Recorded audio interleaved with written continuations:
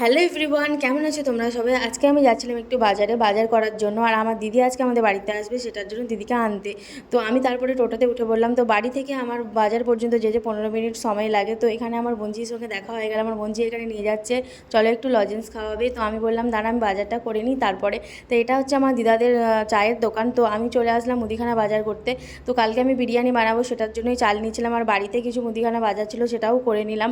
তো আমার বোনঝি দেখো আমার দিদিকে কিন্তু টানতে টানতে নিয়ে যাচ্ছে। ও বলছে চলো, আমি লজেন্স কিনে দিতে হবে। তো ও মিষ্টি দোকানে এসেছে, মিষ্টি খেতে নয়, ও এসছে লজেন্স নিতে। তো আমি এখানে ফুচকা খাওয়ার জন্য চলে এসেছি। আমরা বলছি একটু ফুচকা খাবো। আর এখানে কিন্তু মুরগির ছাড় দিয়ে খুব সুন্দর ঘুগনি বানানো হয়। তো তারপরে বললাম যে চলো একটু চিকেন নিই, কারণ সন্ধ্যেবেলা গিয়ে আমি একটু চিকেন স্যাটে বানাবো, সেটার জন্য। আর অল্প একটু চিকেন নেবো এখান থেকে।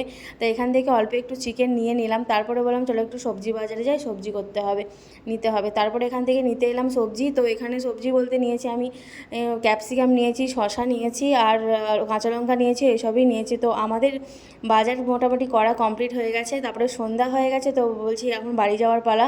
তো দেখা হচ্ছে অন্য একটা মিনি ব্লগ নিয়ে। ততক্ষণ ভালো থেকো, সুস্থ থেকো, টাটা।